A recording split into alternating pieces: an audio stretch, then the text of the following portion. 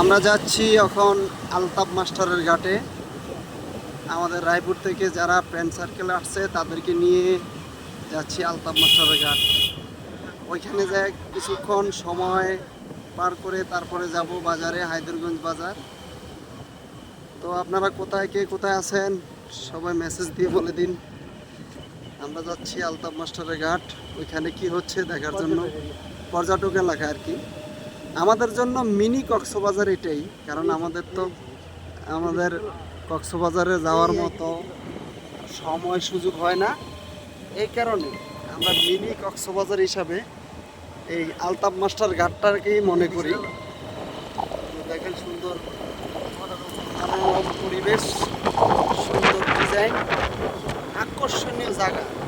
যারা বাতাস খাইতে মন চায় তারা চলে আসেন।